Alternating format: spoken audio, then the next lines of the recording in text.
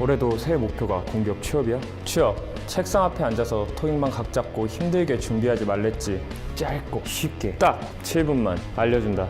그게 한국환경공단 잡터뷰야. 안녕하세요. 반갑습니다.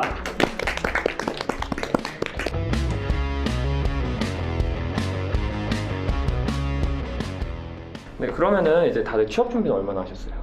저는 8개월 정도 했습니다. 8개월? 저는 대략 1년 정도 한 것 같아요. 1년? 저는 한 3년 6개월 이 정도요. 제일 긴 것 같아요, 제가 봤을 때. 그 다음에 저도 한 1년 정도 한 것 같아요. 1년 그리고 네, 저도 한 3년 정도 한 것 같아요. 저는 사실 작년 17년 2월에 졸업을 하고 17년 3월부터 환경공단 촉탁직을 시작을 했는데요. 그래서 따지고 보면 취업 준비가 그렇게 길다고 얘기는 할 수 없지만 촉탁직 하면서 틈틈이 NCS 공부를 하고 뭐 제가 부족했던 뭐 영어 점수를 채워간다거나 노력들을 계속 했기 때문에 약 1년 정도 걸렸다고 생각합니다. 저도 일단 전공 시험부터 준비를 했고요. 그 다음에 NCS 시험을 봐요. NCS는 다른 회사들도 다 비슷하기 때문에 이제 그 시중에 NCS 책 있거든요. 그걸로 공부를 했고, 그리고 필기시험 보기 이전에 서류 전형이 있는데 서류 전형을 위해서 뭐 필요한 자격증이나 뭐 영어 점수나 이런 것을 갖추려고 노력했습니다.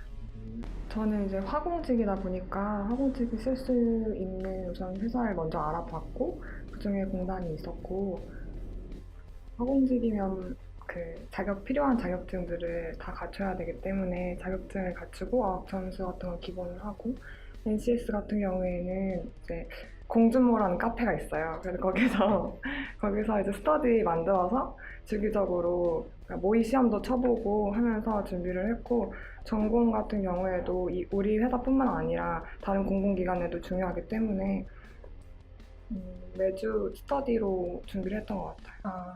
기억에 남는 상황은 일단 그 PT 면접을 봤어요. 그래서 각자 다른 주제가 주어지고 그거에 대해서 생각할 시간을 받고, 그 다음에 이제 생각할 시간이 끝나면 발표를 하는 식으로 진행이 됐었는데요.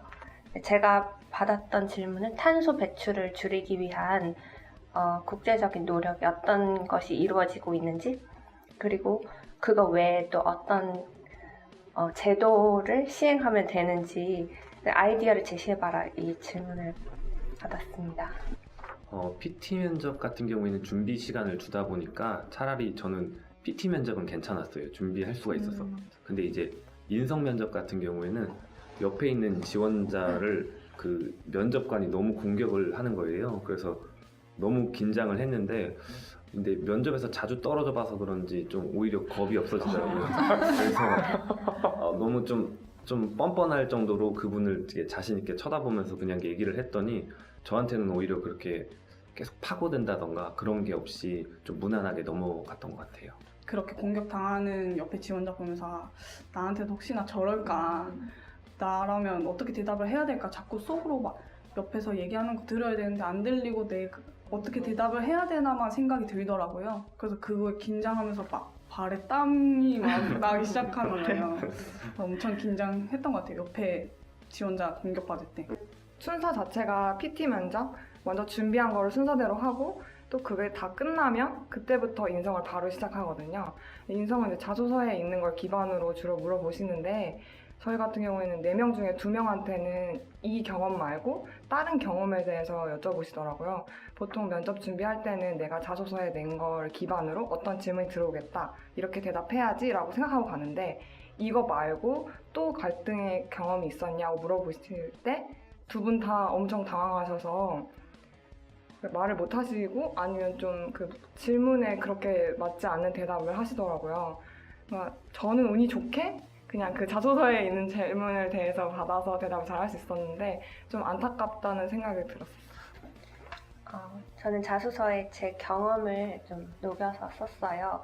어떤 좀 구체적으로 얘기를 해주실 수 있어요?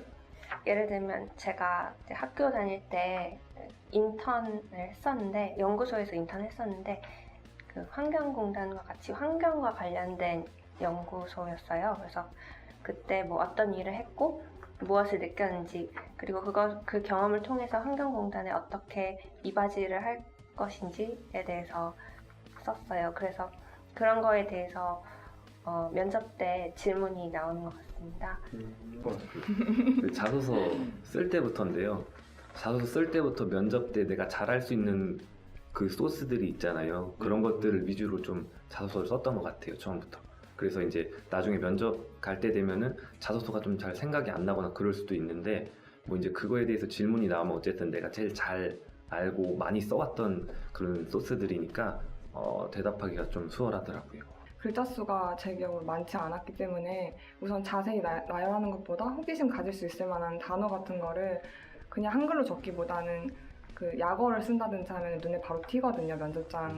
면접장에서 면접관들이 보실 때. 그래서 그런 거를 약어로 써놓으면, 그러니까 그 면접하시는 분들이 5분이 계신데 2분이 인성에 대해서 물어보셨고 2분이 이제 직무 관련 질문을 하셨어요.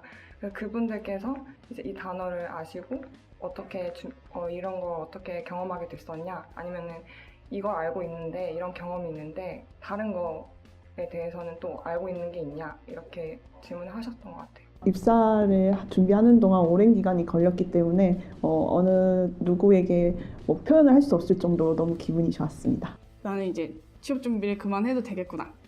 이제 일만 열심히 하면 되겠구나 하는 생각이 있기 때문에 그 점이 가장 좋았던 것 같습니다. 우선은 자기 자신을 먼저 알았으면 좋겠습니다. 그래서 자기가 어떤 업무에 적성이 맞고 어떤 것에 관심이 있는지 안 후에 그 기관을 지원하는 게 맞다고 생각하고요. 다만 시간이 걸리더라도 포기하지 않았으면 좋겠습니다. 저도 취준 기간이 짧지 않았기 때문에 힘들다는 건 알고 있는데 좀 더 안정성이 보장되고 복지가 좋은 회사를 원한다면 지금 하는 고생은 별거 아니라는 생각으로 꾸준히 원하는 회사에 지원을 하셨으면 좋겠습니다. 그 개구리가 뛰기 전에 움츠려 있잖아요. 그것은 더 멀리 나아가기 위한 단계라고 생각을 해요. 그래서 여러분들도 도약을 하기 위한 그런 기간이라고 생각합니다. 여러분들의 도약을 응원합니다. 네가 포기하지 않으면 야, 너도 취업할 수 있어.